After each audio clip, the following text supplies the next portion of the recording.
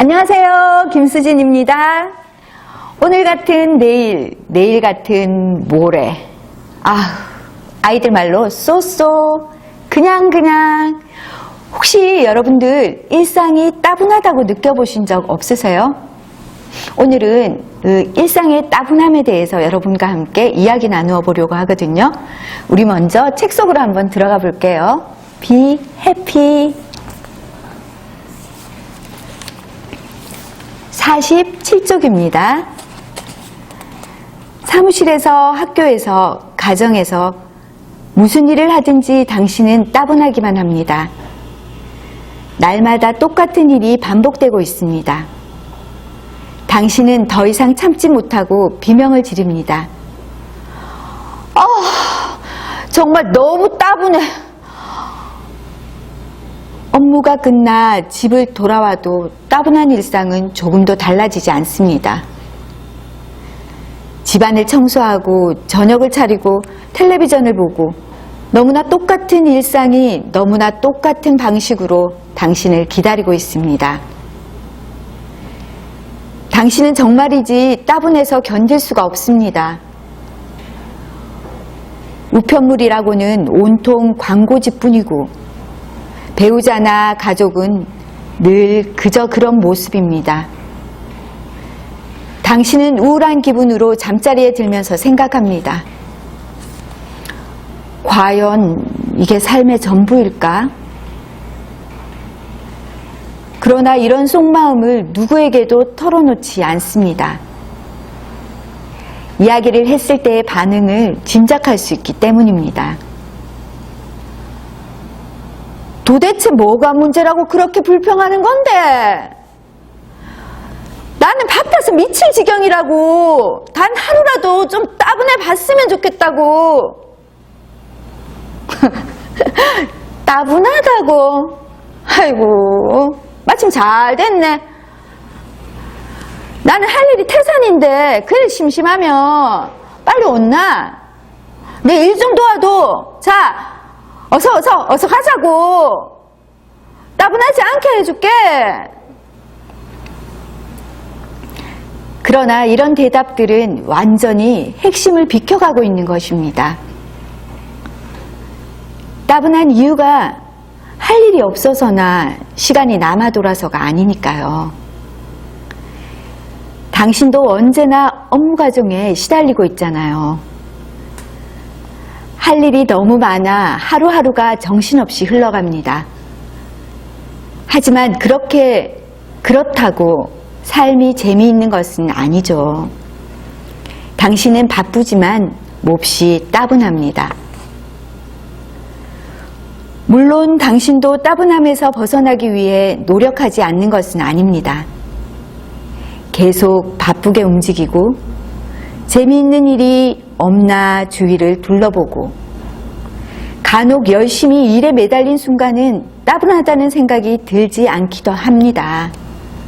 하지만 그 일이 끝남과 동시에 혹은 끝나기도 전에 따분한 마음이 또다시 고개를 내미는 것입니다. 이 책에서는요, 따분한 마음이 자기 자신을 그리고 자신의 하루하루를 소중하게 생각하지 않기 때문에 기계적으로 보내기 때문에 따분하게 느껴진다고 말하고 있거든요. 바쁘고 바쁘지 않고는 별로 중요한 문제가 아니라고 말하고 있어요. 일상을 바라보는 눈을 조금 더 새롭게 만들어 보세요. 여러분들이 하는 일을 좀 더 깊이 있게 정성을 쏟고 열심히 하는 거예요. 그리고 새로운 관심사를 찾아내는 거예요. 누구든지 크게 별다를 것 없는 게 삶이라는 생각이 들어요. 그렇지만 나 자신에게 오늘 이 하루는요, 굉장히 특별하고 소중하잖아요. 인생 별거 있나요? 남들에게 의식할 필요 있을까요? 나의 소중한 인생, 나의 소중한 하루를 좀 멋지게 만들어 보자고요.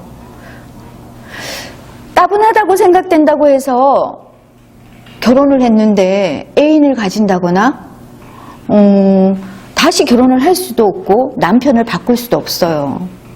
그렇다고 해서 다니던 직장을 몇 달 만에 한 번씩 바꿔보는 것도 쉽지 않아요. 그럼 우리가 할 수 있는 가장 쉽고도 효과 높은 방법, 일상생활 속에서 새로운 관심을 가지고 조금 변화시켜 보는 거예요. 예를 들어 퇴근길에 퇴근하고 집에 와서 리모컨을 아무 생각 없이 꾹꾹 누르면서 TV를 보시기도 하시죠. 저도 예전엔 그랬거든요. 그런데 생각을 조금만 바꿔보세요. 요즘에 TV에 25, 21 하는 드라마 있잖아요. 남자 주인공 굉장히 예뻐요. 멋지다 못해 예뻐요. 남잔데. 거기에 완전히 홀릭되어서 드라마를 보는데 예전 같으면 저 주인공이 내 남편이었으면 어떨까, 내 애인이었으면 어떨까라는 생각을 하면서 봤는데요. 이제 저도 나이가 있나 봐요. 저게 멋진 남자 주인공 남주역이 내 딸의 남편이 된다면, 나의 사위가 된다면 생각만으로도 너무 황홀하고 기분이 좋은 거예요. 이렇게 주인공을 나의 애인으로 만들어서 그렇게 감정이입을 해보는 것도 좋은 방법이고요. 또는 드라마에 나오는 나이도가 이렇게 되었으면 좋겠어요 하면서 여러분들이 댓글을 달면서 적극적으로 개입을 해보는 거예요. 드라마예요. 요즘은 작가가 직접 하는 것도 있지만 이렇게 독자의 의견을 들어서 가는 경우도 많다고 하더라고요. 또는 저는 제가 강사라는 직업을 갖고 있다고 했잖아요. 그렇다 보니까 드라마 속에서의 에피소드를 가지고 강의에 연결시킬 수 있는 게 없을까라는 목적성을 가지고 보기도 하거든요. 여러분들도 그냥 흘러가는 TV를 보는 바보 상자를 만들지 마시고요. 어떤 목적을 가지고 TV를 보면서 좀 더 내 생활에 적극적으로 활용할 수 있는 방법이 없을까를 생각해보는 적극적 TV 보기, 이것도 좀 생활을 바꿔보는 거 아닐까요? 또 새로운 관심사를 하나 만들어 보는 것도 좋을 것 같아요. 저는 요 근래에 이 유튜브를 찍으면서요, 무슨 생각을 했는가 하면 좀 예뻐지고 싶다는 생각을 했어요. 그런데 눈도 좀 크게 보이고 싶고, 그러니까 저희 딸이 속눈썹 퍼머를 한번 해보라고 하더라고요.